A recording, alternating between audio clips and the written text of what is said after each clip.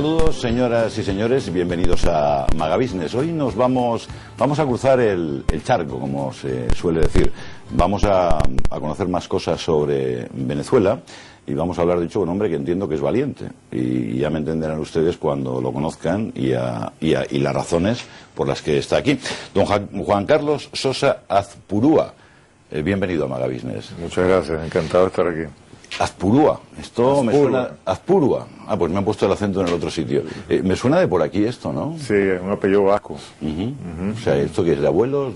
No, ya tatarabuelos. Tatarabuelos, ¿no? Sí. Alguien se fue por allá y se fue quedó. dejando su semillita, ¿no? Exacto. Bueno, pues don Juan Carlos Sosa es político, abogado, periodista, escritor y docente venezolano. ¿Qué es lo que no es? Porque, vamos, hay que tener una capacidad para hacer todas estas cosas. Usted da clases en universidades de prestigio, escribe artículos, sabe mucho sobre petróleo y ahora ha decidido hacer oposición a quien preside hoy por hoy Venezuela, al señor Chávez, con un movimiento que se llama Fénix. ¿Es un movimiento, es un partido político? ¿Qué es Fénix? Es un movimiento que surge de la sociedad civil venezolana, básicamente como producto de una profunda angustia al ver que el sector político tradicional no está abordando, digamos, la problemática quizás más profunda que tiene Venezuela, que no solamente tiene que ver con los temas fundamentales que nos afligen a diario, sino con el hecho de que se están organizando unas elecciones presidenciales para octubre de 2012, del año entrante, y no se está para nada abordando el problema electoral de la infraestructura del poder del Consejo Nacional Electoral venezolano, que es una infraestructura que está completamente diseñada para garantizar que el señor Chávez se quede eternamente en el poder. Entonces, a menos de que se aborde este problema, esta infraestructura viciosa, completamente fraudulenta, es imposible ganar una elección presidencial en Venezuela al señor Chávez. Entonces, ante la realidad de que los principales partidos políticos venezolanos... Porque hay una mesa, ¿no? La mesa de la oposición, por así decirlo. Así es, pero pareciera que este tema lo tienen completamente relegado. Hay una especie de círculo vicioso a través del cual ellos sostienen que si se habla de los problemas del fraude electoral, se va a producir una profunda abstención en Venezuela, la gente no va a ir a votar. Pero la pregunta que uno hace es, ¿para qué van a ir a votar si igual va a haber un fraude, va a haber una farsa? Entonces, una de las razones principales de mi candidatura tiene que ver con la denuncia de las condiciones que son necesarias para que haya una elección libre en Venezuela y democrática, ¿no? Yo voy a luchar como candidato por esas condiciones. Le voy a estar continuamente monitoreando al país cuál es el avance de mis acciones ante el poder electoral, y de no conseguir esas condiciones necesarias, pues bueno, se le va a anunciar al país y se tendrán que tomar las medidas pertinentes. Porque, don Juan Carlos, ¿cómo funciona? Aquí tenemos una junta electoral, ¿cómo funciona en Venezuela? Porque entendemos que sí, si un hombre es un voto, pues alguien vota y sale el número de la votación, dice, pues ha ganado este señor o este partido o ha ganado otro. ¿Cómo funciona esto en Venezuela? En Venezuela tenemos un poder electoral que funciona primero violando la ley.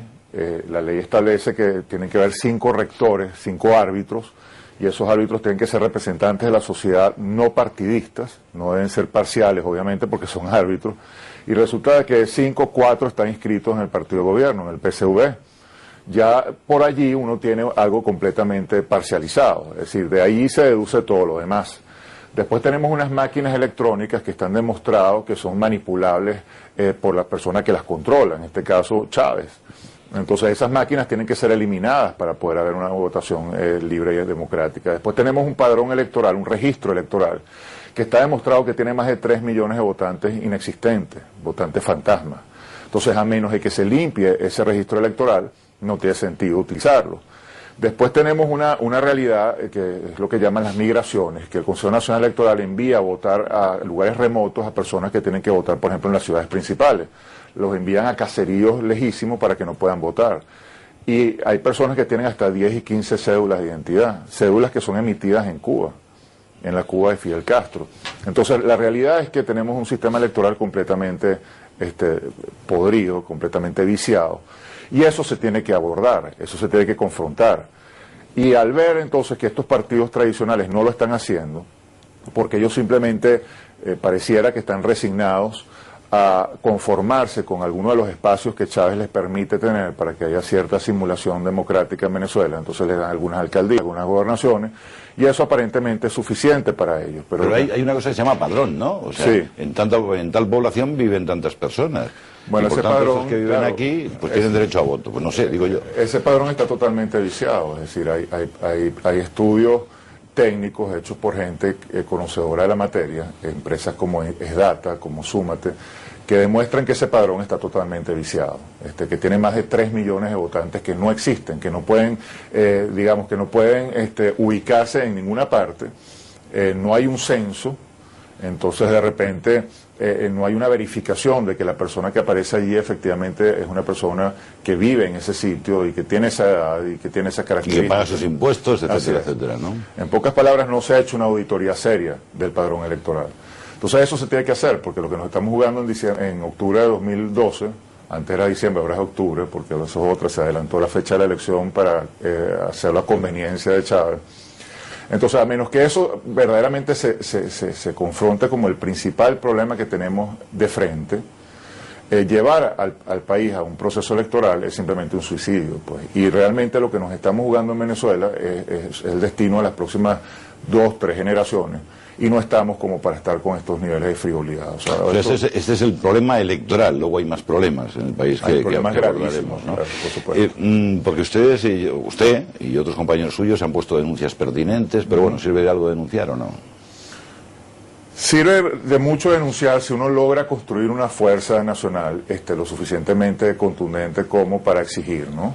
Y eso es un poco lo que estamos buscando con la candidatura presidencial, construir esa fuerza a nivel nacional que sea imposible de detener. O sea, obviamente un solo individuo no puede hacerlo, pero con un país completo apoyando a ese individuo y clamando por esos cambios, pues necesariamente se tendrán que aplicar los cambios. O sea, lo que no podemos caer es en una resignación pesimista, derrotista, que ante la dificultad de hacer las cosas, entonces es preferible no hacerlas. Porque el no hacerlas significa, bueno, conformarnos con un sistema completamente esclavizante, ¿no? Don Juan Carlos, ¿y qué apoyos tiene usted? Muchos, o sea, me apoyo un movimiento de la sociedad civil, que es el movimiento Fénix, me apoyo... La Fénix, famosa, ¿no? Sí. Renace de sus cenizas. Claro, porque nosotros estamos planteando al país un renacimiento espectacular, ¿no? Después de estos 13 años de oscuridad y de oprobio y de tanto dolor, pues lo que tiene que venir en Venezuela es un proceso de renacimiento espectacular, ¿no? Con oportunidades para todos, y es perfectamente posible hacerlo en Venezuela. Venezuela tiene unas características muy particulares que permite que muy rápidamente pueda levantarse de sus cenizas y ponerse a trabajar. ¿Y cómo lo van a hacer? Porque los medios, no sé si lo tienen fácil. No digo económicos, me refiero a medios de comunicación, etcétera, etcétera. Primero en Venezuela tenemos uno de los países con mayor penetración de las redes sociales. Más de 9.8 millones de personas están conectadas. Pensamos hacer todo un trabajo a través de las redes sociales. Por lo tanto va a ser una campaña moderna, una campaña poco convencional, pero también hay medios convencionales en Venezuela que están apoyándonos, o sea que de alguna u otra forma están cumpliendo su trabajo periodístico y están abriéndonos las puertas que tienen que abrirnos, ¿no? ¿Y los otros grupos de oposición? Bueno, van a su historia. Nosotros pensamos que tenemos la inmensa oportunidad, el gran privilegio de ser la voz de más del 60% del país, que según estudios serios no se identifican hoy en día ni con el gobierno ni con eso que llaman la mesa de la unidad. Digo eso que llaman, y suena quizás un poco despectivo sin querer serlo, ¿no? Pero porque allí hay, un grupo de más de 25 partidos de todas las tendencias habidas y por haber, es decir, una mezcolanza tremenda. Es muy complicado, ¿no? Y también es muy cuesta arriba hablar de unidad allí. Realmente ahí no hay una unidad. Lo que hay es una inmensa división tratando de plantearle al país una unidad inexistente, ¿no? Y entonces también allí hay un peligro. Cuando se está... En el supuesto de que salieran, luego ¿qué pasaría ahí, no? Bueno, para empezar están obligando al candidato... Primero están organizando unas primarias con el proceso electoral que yo estoy denunciando. Es decir, ellos se van a someter a unas primarias, van a elegir el candidato de esa mesa, utilizando el procedimiento que estamos... ¿Qué es lo que ustedes discuten, no? Discutiendo como que está viciado. Y segundo, están obligando al candidato que surja de esas elecciones primarias a adoptar un programa de gobierno completamente de izquierda. Nosotros pensamos que si Venezuela va a tener un renacimiento, no va a ser precisamente con las políticas públicas que hundieron al país en el tercer mundo, tiene que ser con políticas públicas que orienten el país hacia la modernidad, hacia el siglo XXI. Y esa es la alternativa que le vamos a ofrecer a Venezuela. Don Juan Carlos, Venezuela es un país rico. Tiene petróleo, sí, tiene recursos turísticos. Una población joven, en fin. Yo conozco a algunos venezolanos en el exilio, porque yo no sé, si usted sabe a mí por lo que me han contado, simplemente, pues bueno, alguien con cultura, con estudios, estoy hablando de ingenieros, estoy hablando de que en un momento determinado, pues aparecen unas listas negras y dice, que no sé qué será eso de las listas negras, así me lo dijeron, y se ven obligados y dicen, en esta situación yo no puedo vivir, me voy.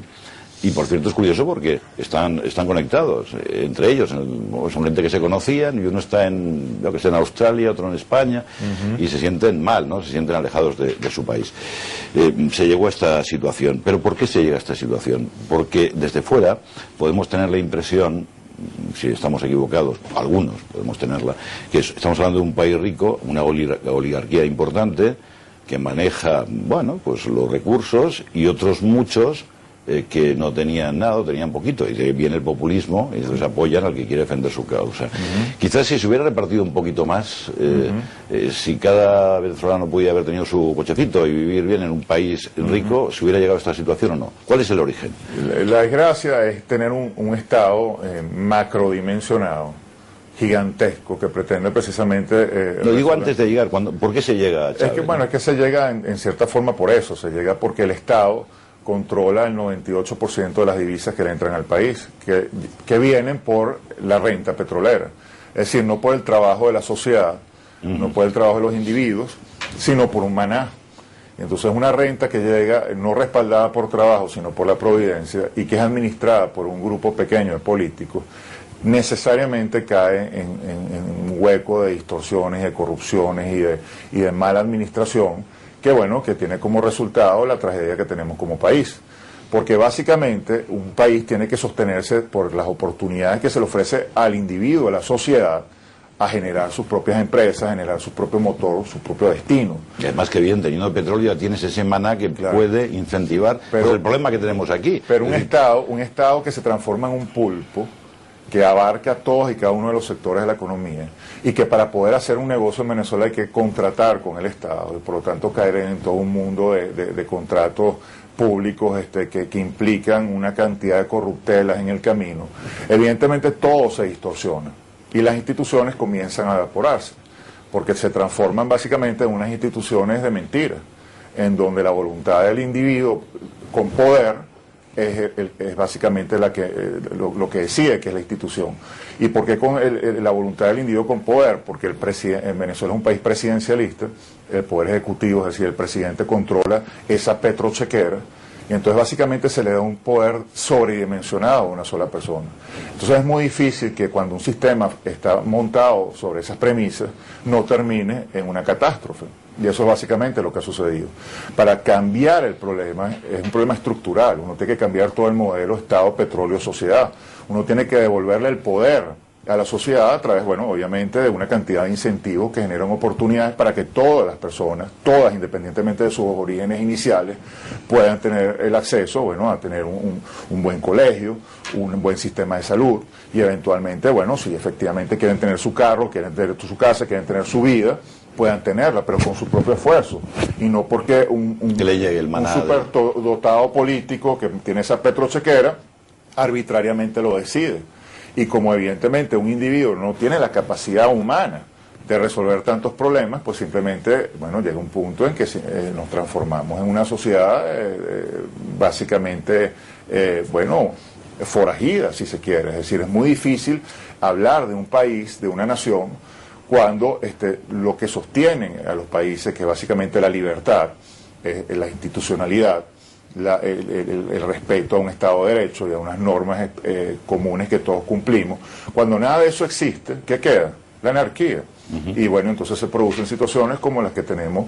Llega un señor como Chávez, básicamente manipulando las emociones de mucha gente que simplemente no ha tenido ninguna oportunidad en la vida y que es muy vulnerable. Y ha llegado a mi ídolo. Claro, muy vulnerable a este tipo de manipulación. Entonces, bueno, manipulando esas emociones, se conecta y bueno, y adquiere unos poderes totalmente sobredimensionados, que evidentemente una vez que llega a esas posiciones no tiene ninguna capacidad de cumplir con las expectativas que generó. Entonces se generan todos los círculos viciosos que estamos sufriendo, ¿no? ¿Y cómo está viviendo? Porque evidentemente vemos, pues no sé si boinas rojas, las imágenes desde Venezuela, gente que apoya a Chávez. ¿Cómo está viviendo ese pueblo? ¿Está viviendo un poco de esas rentas petroleras? ¿Están felices? ¿Están coartados? ¿Cuál es la situación? No, la situación en Venezuela es una bomba de tiempo, es muy explosiva, ¿no? Muy poca gente hoy en día realmente se siente aún unida emocionalmente a Chávez, porque ya son 13 años en donde se ha demostrado una total incapacidad para responder a las expectativas iniciales que se presentaron. Lo que pasa es que, bueno, hay una población muy, digamos, vulnerable, que no tiene ninguna posibilidad por sí misma de surgir, y entonces necesariamente tiene que buscar la forma de que el sujeto que tiene el poder de alguna manera se acuerde de ella. Entonces, bueno, sigue habiendo todavía una dinámica en donde a Chávez se le pide que responda, porque es a la única persona a la que institucionalmente se puede recurrir. Pero la situación ahorita es un caos total, porque la gente ya no se siente representada, ya la gente sabe que Chávez no va a cumplir, pero hasta ahora no ha surgido en Venezuela un liderazgo capaz de responder, no solamente conectarse emocionalmente con el dolor que se está viviendo en el país, sino también generar una alternativa que ofrezca esperanza. ¿Y cuál es el tejido empresarial? Porque en toda sociedad, entendemos democrática, pues cada uno hace lo que puede, no espera que caiga, sino que pues uno se hace comerciante, el otro trabaja Claro. aquí, o sea, hay una ilusión por prosperar. Así ¿Eso es. cómo está? Muy mal, porque precisamente por la falta de institucionalidad y porque tenemos un gobierno autócrata y comunista, las libertades cada vez se restringen más y se cometen unas arbitrariedades completamente absurdas, pero no hay un Estado de Derecho que permita proteger los derechos vulnerados. Entonces a los empresarios se les ha quitado, se les ha confiscado sus empresas, la libertad de comercio en Venezuela está muy restringida, ni siquiera hay una libertad cambiaria, entonces para tener una empresa uno tiene que pasar por una cantidad de regulaciones controladas exclusivamente por Chávez y su gente. Entonces llega un punto en que el aparato productivo se vuelve improductivo, claro, e incapaz de verdaderamente ser competitivo. Antes de que se nos vaya el tiempo, ¿y el tema sanitario cómo está en Venezuela? Lo digo porque el presidente tiene tratamiento fuera, en Cuba. Entonces, o porque no se fía uno del sistema sanitario, porque son mejores en Cuba, no sé, es algo que nos sorprende, ¿no? Bueno, las mujeres en Venezuela tienen que parir en las calles, porque no hay hospitales. Uno de repente va con una emergencia a un hospital y no hay ni siquiera gasas, y no hay camas. Vaya situación, ¿no? No, la situación es terrible, y entonces, claro, el presidente va y se atiende con los mejores médicos del mundo en un país extranjero, ¿no? Es verdaderamente un insulto a la dignidad del pueblo, a la dignidad de la sociedad, a la dignidad de la gente, de los venezolanos. Pero bueno, esas cosas pasan precisamente porque tenemos un país en este momento sin ninguna institución, sin ninguna libertad real. Y entonces estamos sometidos al arbitrio de una persona que además, evidentemente ha demostrado no tener ninguna capacidad, ninguna condición para detentar el cargo que ocupa, ¿no? Pero hay que poner también valor, ¿no?, para enfrentarse a todo esto.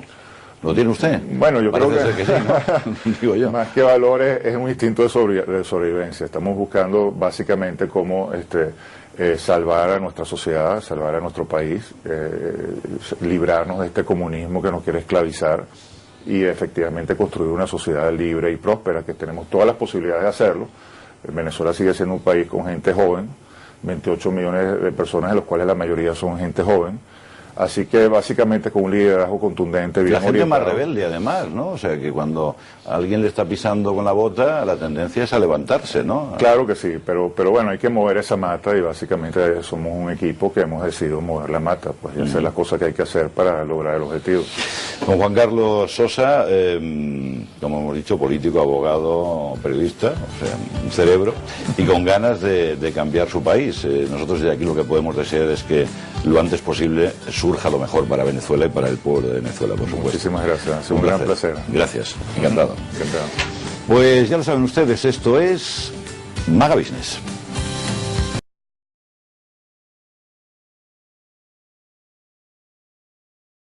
De prestigio escribe artículos, sabe mucho sobre petróleo y ahora ha decidido hacer oposición a quien preside hoy por hoy Venezuela, al señor Chávez, con un movimiento que se llama Fénix. ¿Es un movimiento, es un partido político? ¿Qué es Fénix? Es un movimiento que surge de la sociedad civil venezolana, básicamente como producto de una profunda angustia al ver que el sector político tradicional no está abordando, digamos, la problemática quizás más profunda que tiene Venezuela, que no solamente tiene que ver con los temas, fundamentales que nos afligen a diario, sino con el hecho de que se están organizando unas elecciones.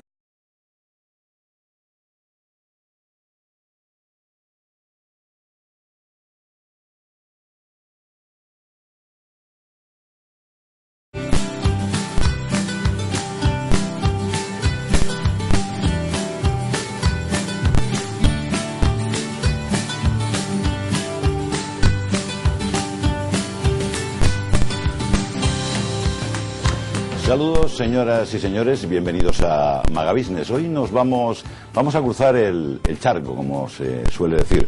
Vamos a conocer más cosas sobre Venezuela y vamos a hablar, de hecho, con un hombre que entiendo que es valiente. Y ya me entenderán ustedes cuando lo conozcan.